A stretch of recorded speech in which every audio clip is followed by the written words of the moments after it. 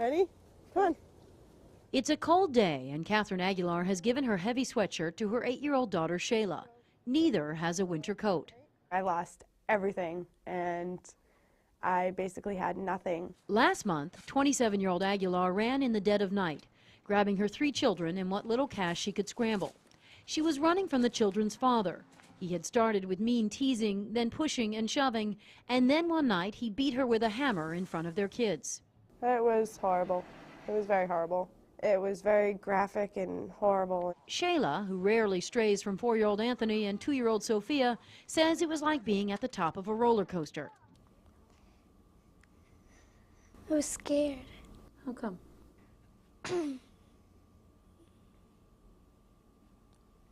Because we didn't know where we were supposed to go. Thankfully, a domestic violence shelter in Quincy sent them to Interfaith Social Services just down the street. Housing the largest food pantry on the South Shore, the nonprofit was founded in 1947 and serves thousands of clients each year from Milton to Cohasset. The people that we're serving they're our neighbors. They're the people we see every day dropping our kids off at school.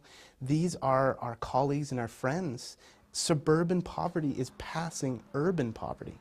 There are more people in need in the suburbs than there are in the big cities. But it's behind closed doors, and it's something people don't talk about. Rick Doan is Interfaith's executive director.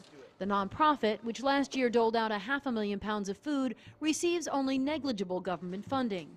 It is largely powered by private donations. What keeps Doan up at night is what could happen if they don't raise enough. What child isn't going to be fed? What person is going to be homeless? What person is not going to get counseling in a horrible situation? Thankfully, Doan has an army of staff and volunteers to help clients find food, clothing, rent assistance, emergency shelter, giving help and dignity to clients of every age and background. Our volunteers are the heart and soul of our organization. 22,000 hours of service last year they gave. You got a new tutu? That's awesome. They're answering the phones, they're filling bags of food, they're helping clients to the car. Thank you. They'll be like, oh, they'll pick out certain things for my kids, like Chips Ahoy. They know my kids love cookies, and they're always like really nice, really, really nice. Claire? After being diagnosed with a chronic illness, 38-year-old Claire Santana lost her job managing a coffee shop. The Quincy woman went from a salary of $32,000 a year to just $6,000 in annual public assistance. To tell your children you don't have it is difficult. I'm not used to saying, no, I'm sorry, you can't have, that snack because we have to make sure we have dinner. That's not what parents are supposed to do. The mother of 3 says volunteers and staff at Interfaith never look down on her, always offering a hand up.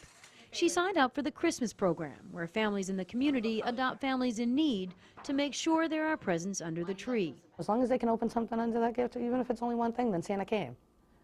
And they still believe in something.